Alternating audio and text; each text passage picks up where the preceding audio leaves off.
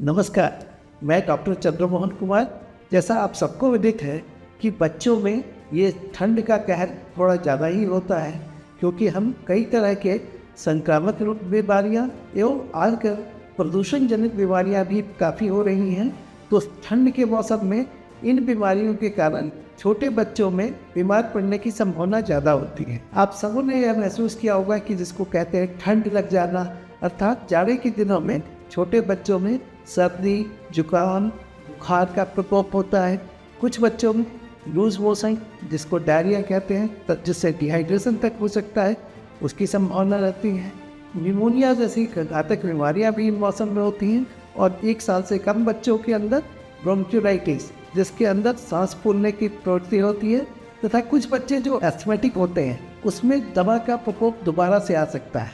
कारण यह होता है कि सर्दियों में लोग घरों के अंदर ज़्यादा लोग रहते हैं, ज़्यादा भीड़ भाड़ होती है, तो उसके कारण अंदर के वातावरण में प्रदूषण की मात्रा बढ़ जाती है और वहाँ श्वास में होने वाले वायरल संक्रमण जैसे कि respiratory sensitive virus, common cold, rhino virus या इन्फ्लुएंजा जैसी खतरनाक बीमारियों के भी संक्रमण होने के चांस होते हैं।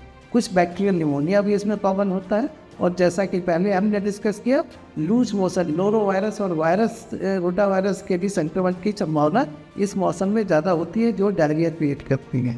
इसके अलावा अब जो नई समस्या एक आ गई है कि वातावरण में प्रदूषण की मात्रा ज़्यादा है, इस कारण भी बच्चों के लंग पर बुरा प्रभाव पड़ता है और वो उनके बार बार श्वास में कठिनाइयाँ होती हैं।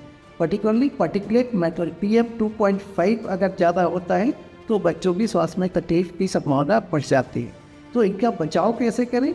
बचाव के लिए एक है कि आप बच्चों का टीकाकरण पूरी तरह से कंप्लीट हो। उनको रोटा वायरस के टीके जरूर लगे होने चाहिए। इन्फ्लुएंजा के लिए टीके अवेलेबल हैं, आप अपने पेडियाट्रिशियन से संपर्क करें। और इन्फ्लुएंजा का टीका पहले 5 वर्षों तक बच्चों को जरूर कवर करा के रखें ताकि वो उससे बचे रहें। अगर बच्चों में दमे की संभावना है तो उनको ठंडी हवा से बचाएं, क्योंकि ड्राई और कोल्ड एयर दवा प्रेसिपिटेट हो सकता है, तो उनको मॉइस्चर वाले घरों में रखें और ठंडी हवा से बचाने की ज़रूरत। साथ ही उनके आहार में गर्म भोजन करें, भोजन के तत्वों में प्रोटीन की मात्रा पर्याप्त हो और न्यूट्रिशन का पूरा ध्यान रखें। विटामिन ए इस मौसम में गाजर और फूल में हरी सब्जियों में है, तो जो बच्चों के लिए यथोचित न्यूट्रिशन का जरूर ख्याल रखें। अगर आपको किसी भी तरह की आवश्यकता हो तो एम्स पटना का बाल रोग विभाग सुबह 9 बजे से शाम 5 बजे तक आपकी सेवा में तत्पर है तथा इमरजेंसी सर्विसेज 24 घंटे चालू हैं। आप कभी भी हमारी सेवाओं का लाभ उठा सकते हैं। नमस्कार।